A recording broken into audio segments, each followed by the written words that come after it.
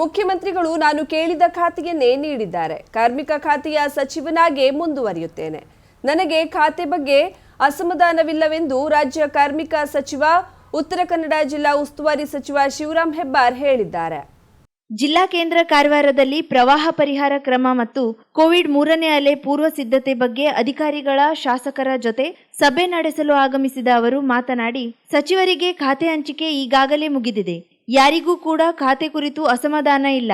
ಕಾರ್ಯಕರ್ತನಾದವನಿಗೆ ಶಾಸಕನಾಗಬೇಕು, ಶಾಸಕನಾದ ಕೂಡಲೇ ಮಂತ್ರಿಯಾಗಬೇಕು, ಮಂತ್ರಿಯಾದ ಮೇಲೆ ಮುಖ್ಯಮಂತ್ರಿ ಸ್ಥಾನವೇ ಬೇಕು. ಇಂತಹುದೇ ಖಾತೆ ಬೇಕು ಎನ್ನುವ ಬೇಡಿಕೆ ಇರುತ್ತದೆ.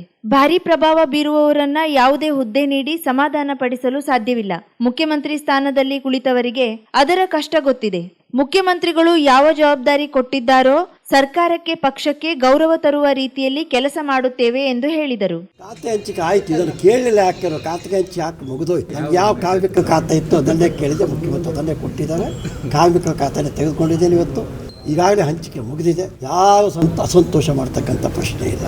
ಪ್ರತಿಯೊಬ್ಬನಿಗೂ ಒಂದು ಸ್ವಲ್ಪ ಮುಖ್ಯಮಂತ್ರಿಗಳ ಸ್ಥಾನದಲ್ಲಿ ಕೂತವರಿಗೆ ಕಷ್ಟ ಗೊತ್ತಿದೆ. ಕಾರ್ಯಕರ್ತಾದವರಿಗೆ ಶಾಸಕನಾಗಬೇಕು, ಶಾಸಕನಾದ ಕೂಡಲೇ ಮಂತ್ರಿ ಆಗಬೇಕು, ಮಂತ್ರಿ ಆದ ಕೂಡಲೇ ಮುಖ್ಯಮಂತ್ರಿ ಖಾತೆಗಳು ಇಂತಿಂತದ್ದೇ ಬೇಕು. ಯಾರಿಗೂ ಸಮಾಧಾನ ಪಡಿಸೋದಕ್ಕೆ ಸಾಧ್ಯ ಇಲ್ಲ. ಮುಖ್ಯಮಂತ್ರಿಗಳು ನಮ್ಗೆ ಯಾವ ಜವಾಬ್ದಾರಿಯನ್ನು ಕೊಟ್ಟಿದ್ದಾವೆ ಅದನ್ನ ಸರ್ಕಾರಕ್ಕೆ, ಪಕ್ಷಕ್ಕೆ ಗೌರವ ತರ್ತಕ್ಕಂಥ ಕೆಲಸ. ಅತೃಪ್ತರೊಂದಿಗೆ ರಮೇಶ್ ಜಾರಕಿಹೊಳಿ ಮೀಟಿಂಗ್ ಕುರಿತು ನನಗೆ ಮಾಹಿತಿ ಇಲ್ಲ.